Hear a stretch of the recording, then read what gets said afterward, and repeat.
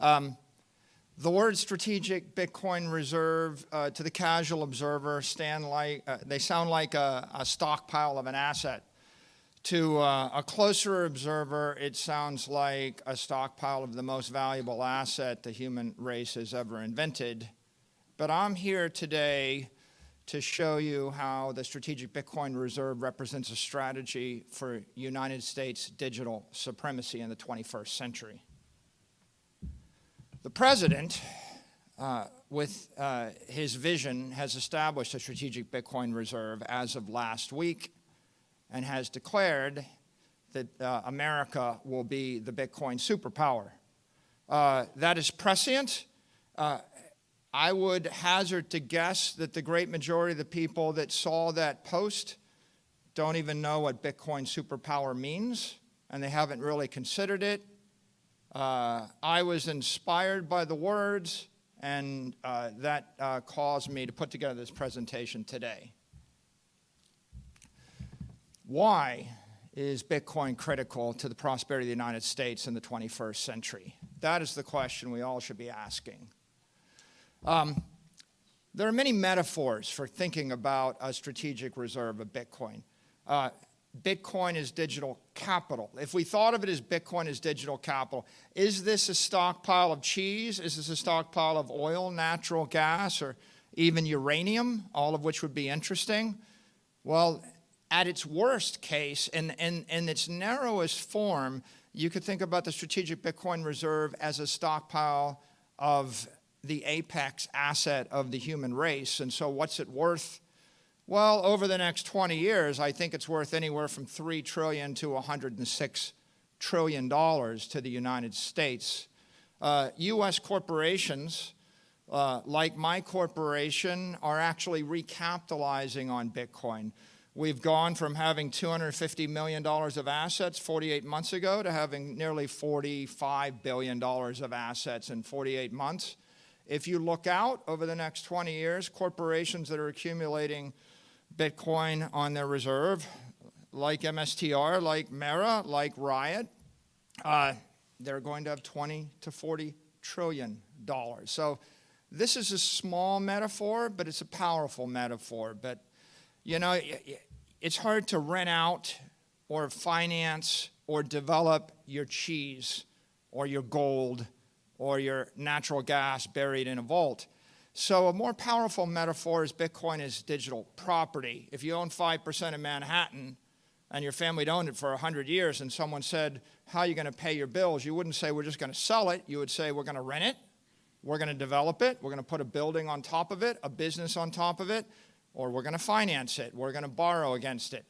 The same is true with Bitcoin. In 20 years, the United States could be generating $10 trillion per year by renting, developing, or financing the assets in that strategic Bitcoin reserve. The AIs are coming. The AIs don't get bank accounts. They don't get credit cards. The AIs, the artificial intelligence economy, will be built on digital capital, digital property. It'll be a $100 trillion economy. It'll be built on Bitcoin. Well, a lot of people, they think of it as an asset. You think of it as a property, but what we know to be true is that Bitcoin is actually a network, and it's not just any network. It's not an information network. It's an energy network. It's a conservative network. I can send $1 billion from me to you. I lose it. You have it. That is the conservation of energy in cyberspace. So when you start to visualize Bitcoin as a digital energy network, what you realize is that trillions of dollars of digital commerce will flow over that network. The banking system of the world is going to rebuild itself on a digital energy network. We're going to have 40,000 banks that will be settling with each other in real time, finally, moving billions, tens of billions, or hundreds of billions of dollars an hour over a pure digital network. Right? So if you look at the world and imagine digital energy moving around the world, and then you ask the question, would you want to own it? Or would you want to ignore it? It's an important question. And of course, you know, I think some of you might have seen the cyber blackout of X yesterday and all the cyber attacks. The last and most important metaphor is When we have open digital energy flowing, it is a commerce network. But when we reverse that digital energy into a shield, it becomes a defense system. Bitcoin's a digital defense system. Bitcoin messages, data authentications, transactions, they're unstoppable, uncorruptible, immutable, immune to tampering by any known cyber threat. You can protect the United States commercial and military and financial systems behind a wall of digital energy. And that's exactly how we will do it. Even Elon Musk pointed out, the AIs don't know how to hack Bitcoin. They can spoof you out of your money. They can convince you that there's someone they're not. There's no way to trick an 800 exahash digital wall that's based on modern encryption. The AIs won't get through that wall. What's driving the growth of Bitcoin? It is the most powerful force in the world right now. It's growing nearly 60%. It's become the eighth largest asset in the world. It's about to become the largest asset in the world in the next 48 months. What is it? It's all of the smart money in the world running from risk, running from the past toward the future, from something less secure to something more secure. And they're doing it in the most visible way with their capital. This is a map of the wealth distribution in the world, about $900 trillion. If you break it into uses, half of it is just a store of value. We're long-term, we're preserving our capital for the long term. We just want to keep our money. The other half are assets held for utility. I want to do something with the asset.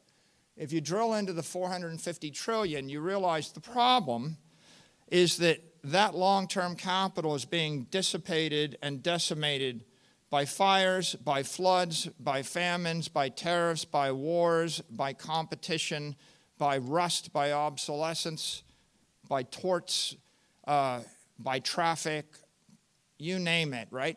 What's that cost? That costs $10 trillion a year. There's people go, well, what is Bitcoin's use case? The use case is to not suffer $10 trillion a year of damage from entropy, from inflation, from chaos, from the future. Bitcoin's an asset without the financial risk of a currency, a bond, a stock, and it doesn't have the physical risk of real estate and property. And we're stripping away the counterparty risk to everything. And so we're moving away from risk, and what that means is that as the word spreads that there's an opportunity to keep your money without taking risk, long-term capital is being merged into the Bitcoin network. The greatest digital transformation of the 21st century, it isn't the transformation of music, it isn't the transformation of your photos, your communications, your Facebook friends, or educational videos, although each of those things made $1 trillion company. The greatest digital transformation is the transformation of capital. So it's the transformation of 450 trillion. What's it worth? It's worth half of everything. It's half of everything. That's the transformation. Digital capital is stronger, faster, and smarter capital. It's everything you don't like about the building stripped away, and you've got an invisible, indestructible, immortal, teleportable building. It's a better building. It's global capital. It's everybody that's living in Asia and Africa and South America would move to the U.S. if they could. They'd move their money to the U.S. if they could. They want the currency of the U.S. They want the property of the U.S. They want the security of the U.S. They want the values of the U.S. But they can't have it. So the second best thing they can have is move their money into the Bitcoin network, which has all of the values, protections, and securities of the U.S. Bitcoin is immortal capital, right? You can keep your money for 1,000 years. A 10 basis point fee works out to a useful lifetime of 1,000 years. All the other long-term capital assets have a life of 10 to 100 years. Find a business you want to invest in that'll be around for 500 years. Find a building that will last for 500 years. Find a bond that will pay off in 500 years. Find a piece of art that'll still be legible in 500 years. And finally, what we all know in this room is that Bitcoin is, and digital capital is ethical capital. It's the only thing in this world you can truly own. If you have possession of the keys, if you have possession of the knowledge of where the keys might be, you own the thing. No one can take the thing away from you. Everything else you have in this world, you own at the pleasure of someone more powerful than you until they decide to take it away from you. Satoshi gave us property rights, sound money, sovereign money. It's a network, but what is it? It's the world's most powerful network. 800 exahash. What's the measure of digital power? It's exahash. 20 gigawatts, all the electricity, all the power that fires up the US Navy. It's also got the most economic power. My company spent $33 billion to buy 2.4% of the network. Do the math in your head, you'll realize there's $1 trillion of real money that has flowed into this network, and there's $1 trillion of smart money behind it. It's the world's most global, fault-tolerant, unstoppable network. Each of those ASIC chips is hundreds of thousands of laptop computers. You'd need trillions and trillions of computers to dent this network.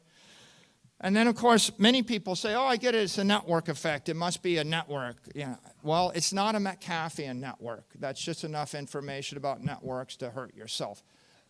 It's not getting more powerful with the square of the number of nodes. It's getting more powerful based upon the amount of mass, energy, and capital flowing in the network. It's a Newtonian network, like the solar system. When the white dwarf comes past your planet, it's going to suck the atmosphere off your planet. A white dwarf is not the same as an asteroid the same size. They're different. Bitcoin is the brightest thing in the financial universe, right? Heat and light. It's the most interesting. It's growing stronger. It's growing hotter. It's growing denser as it draws the capital of the world into its orbit. What capital? Physical capital. People are selling their buildings. Financial capital. They're going to trade out their low-grade bonds, their currencies in third world and in the second world. Foreign capital. They're going to sell their Siberian real warehouses and their Russian natural gas rights. It's drawing antiquated capital, the capital of the 20th century. It's drawing smart capital. Anybody that thought about it and thought, do I want to be invested in something that's going to decay or be destroyed over time by 100 uncertain risks, or do I want to just keep my money in cyberspace? And then digital capital, right? The AIs, they don't get the bank account. As the economy digitizes, people want to move digital money at the speed of light with a million transactions a second. You're not doing it with a Siberian warehouse. You're not doing it with natural gas or gold. You're not going to do it with any 20th century asset. Where is it headed? Well, there's an open source model. You can download it on GitHub called Bitcoin 24. Plug in your own assumptions. Our assumptions? Well, Bitcoin's currently 22 basis points of the global economy. That's $2 trillion. Over 20 years, right now it's been growing about 60% a year. If it decelerates from 60% a year to 20% a year, the average return is going to be 29% a year over the 20 years. That is the base case. That arrives at a price of $13 million of Bitcoin in USD terms, or $280 trillion in the network. Does the world turn upside down? No. What happens? Well, everything pretty much stays the same, except for those that embrace Bitcoin get rich and powerful. Those that don't embrace Bitcoin get weaker and poorer. Otherwise, everything that you see in the world today will still be there in the world in 20 years. Bitcoin is not a threat to the dollar. The dollar is currency. Bitcoin is capital. In the modern world, there are plenty of academic economists. They will just recite ad infinitum. Well, money is a store of value, a medium of exchange, a unit of account. There, I told you. And they just haven't really thought about that past just rote memory. This is why you shouldn't rote memorize stuff in education. Think a little bit harder about what's going on here. If you need money for the next 4 weeks in Argentina, then you're using the peso. If you need money for the next 4 years in Argentina, you're using the dollar. If you need money for the next 40 years in Argentina and you're smart, you're using the Bitcoin. And so the dollar is competing, but is competing against the M2 money supply of the CNY, Chinese currency, European currency, Japanese currency. Right now, we're about 17% of that. We should be able to grow to 30% of that. How? With digital currency. If U.S. banks and U.S. corporations can issue digital currencies backed by the U.S. Treasury, we will expand that supply of U.S. currency by $10 trillion, right? That's a digital asset strategy. That's why the stablecoin bill and the Genius Act matter. It is not capital. Bitcoin is less than 1% of the capital of the world. What does it compete with? Not the dollar. Bitcoin competes with property, equity, and bonds. Property, equity, and bonds. And what is it? It's 1%. And what is it going to?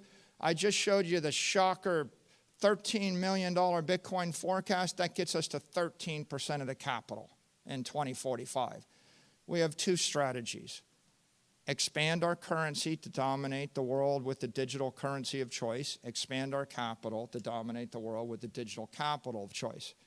Why should the U.S. want to be the Bitcoin superpower? You cannot remain a sovereign nation if you lose control of your airspace, outer space, or cyberspace. This is a truism. It's pretty important.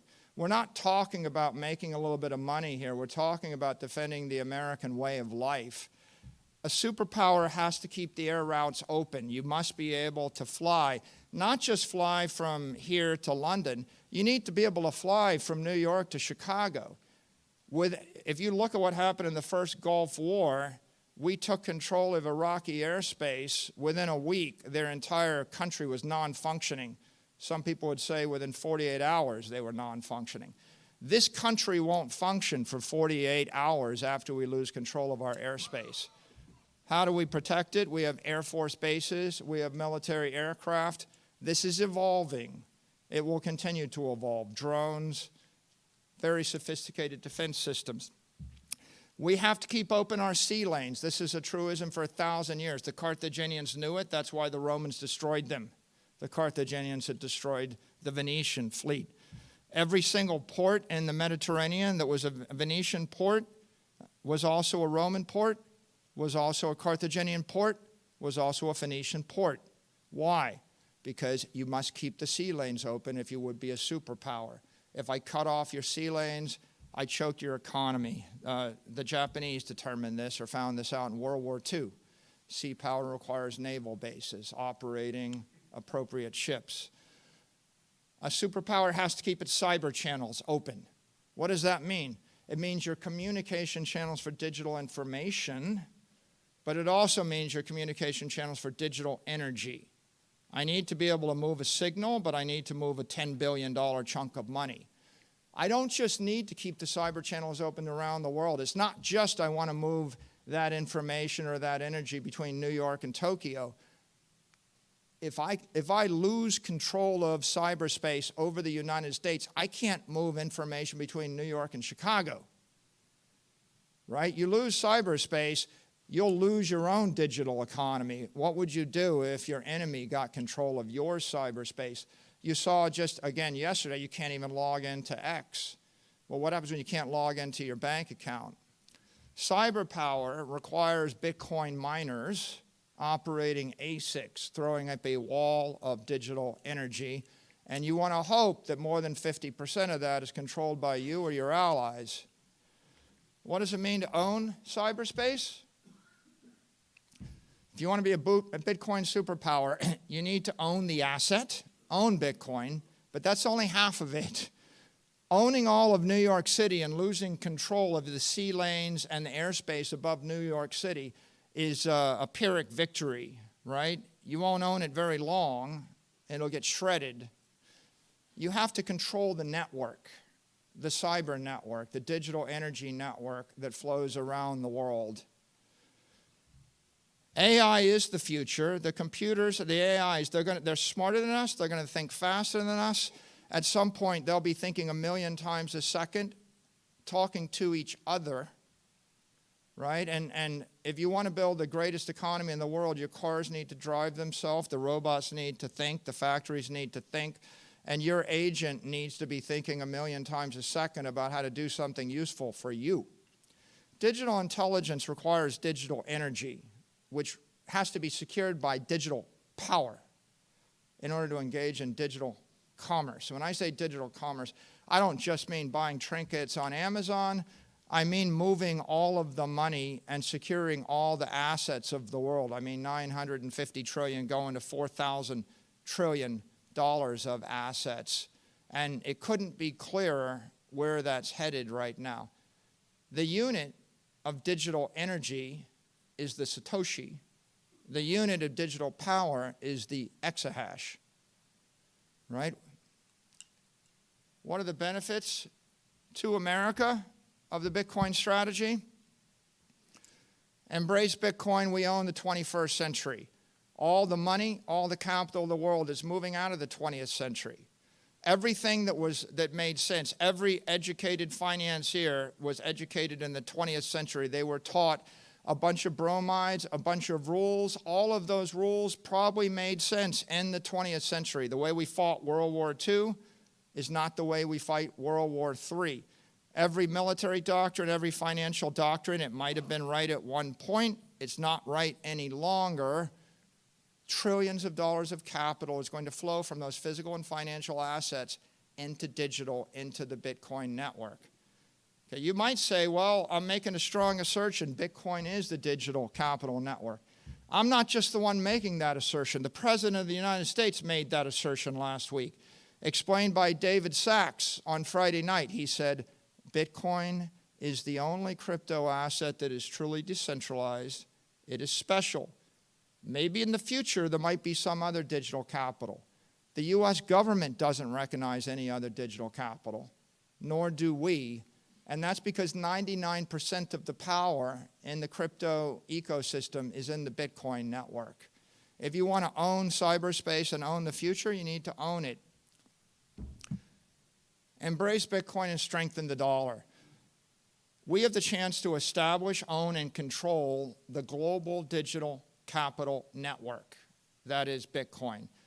We can back the US dollar with Bitcoin reserves, the only monetary asset that is competitive to the dollar. If I need a liquid, fungible asset to capitalize a company or an institution, it's not real estate, it's not natural gas,